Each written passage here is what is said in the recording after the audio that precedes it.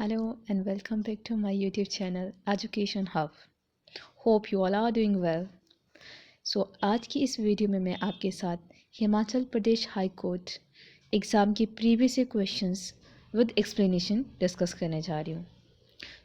So stay tuned with me till the end of this video to get more information. I hope this video will be helpful for you all. So let's start our today's question without wasting our time. So our first question is, the oldest rock cut architecture is found in. तो oldest architecture कहाँ पे पाया जाता है, कहाँ पे पाया गया है? ये है बिहार में. ओके, बिहार में हो रखा है. और ये कहाँ पे है? बिहार में क्या है आपका ओल्डेस्ट रॉकेट आर्किटेक्ट? ये आपका बारावार केव्स ऑफ बिहार. इसके बाद में यहाँ पे जो आपके पास में ऑप्शंस में बाकी के क्वेश्चंस आ रखे हैं, जिसमें से एक तो हो रखा है हिमाचल प्रदेश. मैं आपको बता दूं साथ में, जो हिमाचल प्रदेश है ये हमारा जाना जाता है किसके लिए? ये फेमस है रॉक कट टेम्पल के लिए. किसके लिए? रॉक कट टेम्पल्स के लिए इसको ये रॉक कट टेम्पल के लिए फेमस है. और ये जो रॉक कट टेम्पल है ये हिमाचल प्रदेश की कौन से डिस्ट्रिक्ट में? ये हिमाचल प्रदेश की कांगड़ा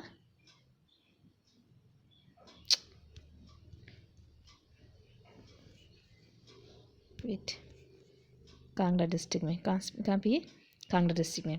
इसको साथ साथ में नोट करते चलना आपने. हम क्या करेंगे इसमें, जो मेन क्वेश्चन है इसको तो डिस्कस करेंगे, बट इसके साथ में जो ऑप्शन में जहाँ जहाँ मुझे लगता है कि इम्पॉर्टेंट हो रखा है हम उसको भी डिस्कस करने वाले हैं. तो हिमाचल प्रदेश का हमने देखा कि यहाँ का जो रॉक कट टेम्पल है वो काफ़ी ज़्यादा फेमस हो रखा है और ये एग्ज़ाम्स में आता भी है, और ये हिमाचल प्रदेश के कांगड़ा डिस्ट्रिक्ट में. इसके बाद में नेक्स्ट जो है हमारे पास में, वो है हमारे पास में महाराष्ट्र स्टेट. महाराष्ट्र स्टेट की अगर हम बात करें तो महाराष्ट्र स्टेट में जो है ना आपकी एलिफेंटा केव्स है और अजंता एलोरा केव्स हो रखी हैं. ये इसके लिए जाना जाता है. एक और क्वेश्चन जो आपने ध्यान में रखना है, हिमाचल प्रदेश का जो रॉक कट टेम्पल है इसको हिमाचल प्रदेश का अलोरा भी कहा जाता है. Is it clear to you? So I just hope कि ये क्वेश्चन, ये जो इन्फॉर्मेशन है सफिशिएंट रहने वाली है. अब हम आगे बढ़ते हैं हमारे नेक्स्ट क्वेश्चन के साथ में. नेक्स्ट क्वेश्चन है मिल्क शुगर. मिल्क शुगर क्या हो रखा है? सुक्रोज है, ग्लूकोज है, माल्टोज है या लैक्टोज है? तो जो मिल्क शुगर है ये है लैक्टोज. क्या है ये? इसका जो राइट ऑप्शन है वो है option number D, lactose. Okay, अब लैक्टोज के बारे में थोड़ा सा एक्स्ट्रा पढ़ते हैं. अब देखिए, जो मिल्क में जो शुगर होता है ये तो मैं देख लें कि लैक्टोज होता है इसमें, तो इसमें एसिड कौन सा पाया जाता है? इसमें पाया जाता है लैक्टिक एसिड. ओके, यही जो लैक्टिक एसिड होता है ये मिल्क को कन्वर्ट करता है कर्ड में, उसको मिल्क को कर्ड में कन्वर्ट करने में हेल्प करता है. और इस बैक्टीरिया का जो नेम होता है वो होता है लैक्टोबैसिलस बैक्टीरिया. ये क्वेश्चन भी एग्जाम में आता है कि मिल्क को कर्ड में कन्वर्ट करने वाला जो बैक्टीरिया है उस बैक्टीरिया का नाम क्या है? तो उस बैक्टीरिया का नाम है आपका लैक्टोबैसिलस बैक्टीरिया. क्या नाम है इसका? Lactobacillus bacteria. ओके, चलिए अब हम जाते हैं हमारे नेक्स्ट क्वेश्चन की ओर. नेक्स्ट क्वेश्चन में हमारे पास में एको इज प्रोड्यूस्ड ड्यू टू. एको क्या होता है आपका? लाइक आपने जनरली देखा होगा कि जब हम खाली रूप में किसी में एंटर करते हैं तो वहाँ पे हमारा जो साउंड है वो एको कर जाता है. एको मीन्स वो गूंजने लग जाता है, हमारा ही साउंड हमें वापस सुनाई देता है. तो ये जो एको होता है वो किसके कारण होता है? रिफ्लेक्शन ऑफ साउंड के कारण होता है, रिफ्लेक्शन ऑफ साउंड के कारण होता है, रेजोनेंस के कारण होता है, या फिर इनमें से कोई भी नहीं है. तो इसका जो राइट ऑप्शन है वो है आपका, वो होता है रिफ्लेक्शन ऑफ साउंड. किसके कारण होता है वो? रिफ्लेक्शन ऑफ साउंड के कारण. और थोड़ा सा हम रिफ्लेक्शन और रिफ्लेक्शन के बारे में स्टडी करते हैं. देखो, इन दोनों के बीच में माइनर सा डिफरेंस हो रखा है, एक एल और आर का. एक है रिफ्लेक्शन, दूसरा है रिफ्लेक्शन. अब रिफ्लेक्शन क्या होता है? रिफ्लेक्शन मीन्स रिफ्लेक्ट करना. इसमें क्या होता है कि जो साउंड है वो आपका रिफ्लेक्ट होकर के वापस आ जाता है, मीन्स जो किसी मीडियम से टकराता है दैन वो वापस आ जाता है हमें रिफ्लेक्ट होकर के. और वैसे ही जैसे हमने कहा कि भी खाली रूम पे जब हम होते हैं तो वहाँ पे क्या करता है, आपका साउंड गूंजने लग जाता है. क्यों? क्योंकि वो जो साउंड है वहाँ के जो वॉल्स है या जो भी खाली स्पेस रखा है उसके साथ में वो रिफ्लेक्ट होकर के वापस आ रहा है और हमें हमारा ही साउंड या हमारा ही वॉइस हमें क्या करता है, वो बैक आ जाता है। और अगर मैं रिफ्लेक्शन की बात करी, रिफ्लेक्शन मीन्स क्या होता है कि कोई चीज़ किसी से टकरा तो रही है बट वो वापस नहीं आ रही है, जस्ट वहीं से वो अपना थोड़ा सा डायरेक्शन चेंज करते आगे को मूव कर रही है। जैसे इसको ना रिफ्लेक्शन ऑफ लाइट से भी समझ सकते हैं। वहाँ पे भी लाइट में भी कॉन्सेप्ट आता है रिफ्लेक्शन ऑफ लाइट या रिफ्लेक्शन ऑफ लाइट ना। तो रिफ्लेक्शन ऑफ लाइट में क्या होता है कि जो लाइट है आपकी वो टकरा करके वापस जा रही है। सन से लाइट आ रही है, जो आपके ओपेक ऑब्जेक्ट्स हो रहे हैं, जब उसके ऊपर लाइट पड़ रही है तो वो रिफ्लेक्ट होकर क्या कर रही है, वापस जा रही है। तो रिफ्लेक्शन के केस में क्या होता है, रिफ्लेक्शन का बेस्ट एग्जाम्पल हमारे पास में है ग्लास में शीशा, है ना, या आपके ट्रांसपेरेंट प्लास्टिक या कुछ और चीज़ें, है ना।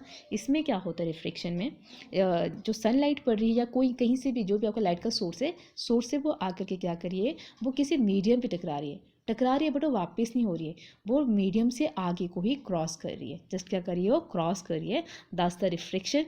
एंड रिफ्लेक्शन मीन्स वो रिफ्लेक्ट होके वापस आ रही है। ओके, ये था हमारा रिफ्लेक्शन और रिफ्लेक्शन। इसके बाद में हम नेक्स्ट क्वेश्चन पे आते हैं। नेक्स्ट क्वेश्चन है third question, the union council of ministers is collectively responsible to.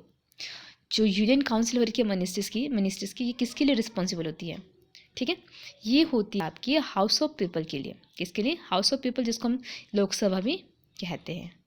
Okay, next question है, हु कैन अपॉइंट अ जज of high court as an acting chief justice of high court. Okay, तो इसको कौन elect करता है, आपके option है president, governor, chief minister of state, chief justice of India. तो इसका राइट ऑप्शन आपका है ऑप्शन नंबर ए, प्रेसिडेंट। जो प्रेसिडेंट ऑफ इंडिया होता है वो क्या करते हैं, वो अपॉइंट करते हैं जज ऑफ हाई कोर्ट को। पर इसमें क्या करते हो, गवर्नर का भी सलाह मशवरा करते हैं, बट जो इलेक्ट करने या फिर उसको जो अपॉइंट करने का जो वर्क है, वो जो टास्क है, उसको कौन परफॉर्म करते हैं, प्रेसिडेंट ही परफॉर्म करते हैं। इसके बाद में हम हमारे नेक्स्ट क्वेश्चन की ओर बढ़ते हैं। ये है क्वेश्चन नंबर 6। क्वेश्चन नंबर 6 में दे रखा है, who coined the slogan Swaraj is my birth right. देखिए यहाँ से हमें क्या पता चल रहा है कि जो स्लोगन्स है आपके वो भी बहुत ज़्यादा इंपॉर्टेंट है और एग्जाम्स में पूछे जाते हैं। ओके, तो Swaraj is my birth right, है ना, स्वराज मेरा जन्मसिद्ध अधिकार है।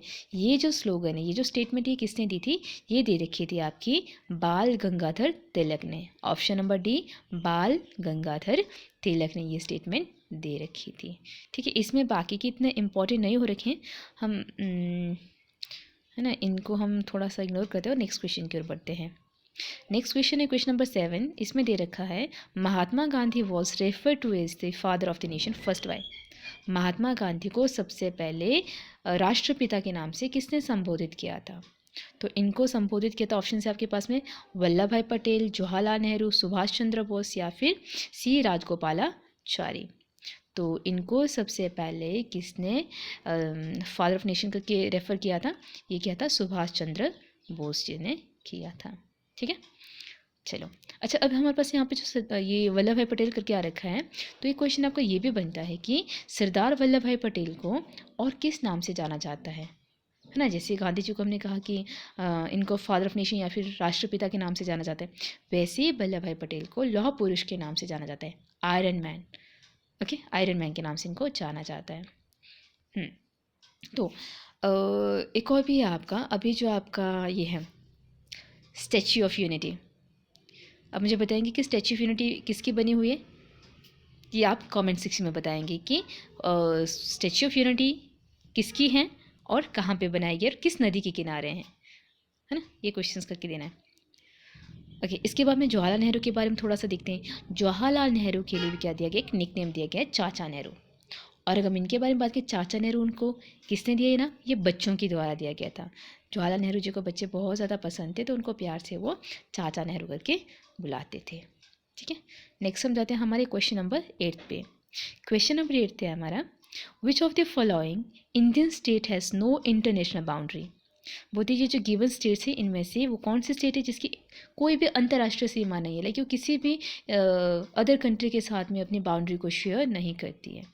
तो ये है हमारे पास ऑप्शन में बिहार, उत्तराखंड, छत्तीसगढ़, मेघालय। तो इसका राइट ऑप्शन है ऑप्शन बी, छत्तीसगढ़। छत्तीसगढ़ जो है किसी भी दूसरी कंट्री के साथ में आपकी बाउंड्री शेयर नहीं करती है। ओके।